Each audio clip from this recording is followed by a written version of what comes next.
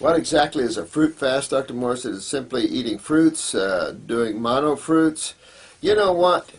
I'll say that once you step off the very top with water fasting, then I think you could consider different levels of fasting. To someone that is an omnivorous eater, you know, a standard American diet eater, just eating all fruit is a fast. For some of us, it's just this life.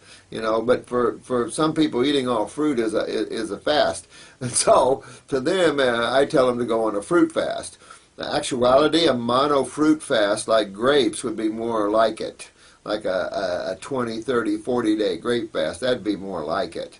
But you could even do two fruits, grapes and apples. I've seen that, grapes and lemons. So there is no rules out there. You can play with it all you want. Whatever you think you can do. You know, play with it. Everyone should enjoy water fasting to get an idea of that level of thinking.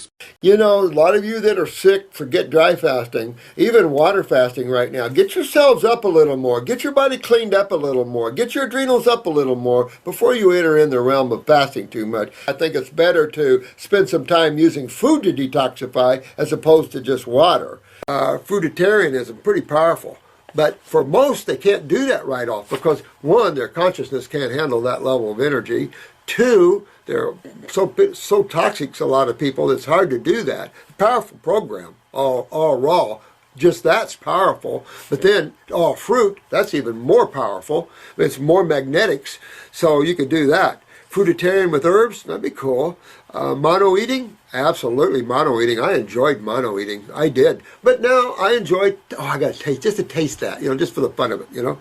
Water fast, done a lot of that. I've not done a lot of dry fasting, to be honest with you, so my opinion isn't really there for you on that one.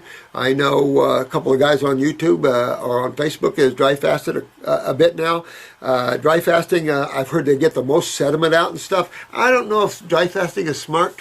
Especially in the earlier stages, no way in hell is dry fasting smart. I don't even like water fasting initially, so I've tried to bring people along. You know, that's why I use the herbs, because people like the vegetables. If you like the vegetables, you add the herbs because they have a power. But when you're up at the fruit level, I don't really care. But fruit and herbs really get your body going. Because remember, herbs are vegetables, but with a twist. They're non-hybrid, they're specific in their consciousness, and they turn on the body cells or they accelerate cleansing. Those are the two things that herbs do. This is about breaking a fast. Some people say it is not broken properly. A person can screw up their metabolism. Well, you know what? You always break a fast and start a fast on fruit. It's just that simple. You break a fast on fruit and you start a fast on fruit. So you get rid of your, depending how long you want to go, you want to build up a 1, 2, 3 day fruit diet before you jump off into fasting. And the same way with coming off. You want to come off with 2 or 3 days of juice fasting. If you want to have 1 day of fruit juices, if you're doing a 40-day fast.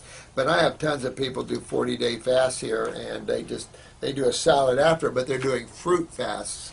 So what do I think about a 24-hour fast every week? Sure.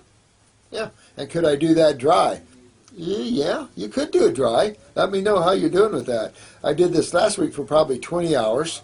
Now this one, this is Kevin Patrick, 77. I got rid of taking pain meds by doing a 23-day grape fast. Now listen to this. He got rid of pain meds by doing a 23-day grape fast. So in 23 days, you were able to start moving your lymph. I don't know about your urination, whether you started seeing sediment, but you see in 23 days, you kicked butt, Kevin Patrick. I think you did really well.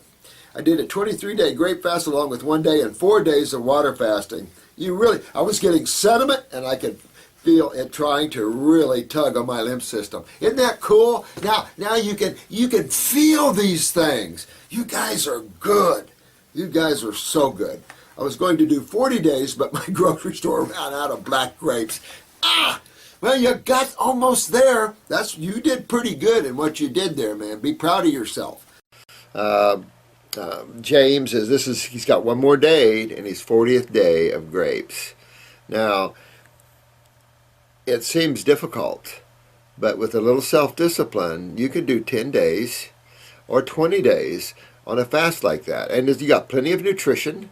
lots of energy from the grapes. And so it's just setting in and giving the body a break. You know, it's always good to get the body away from food sometimes. This machine doesn't have to always have food stuck down it. There's times that you need to give it a break and let it rest. You feel better when you do that.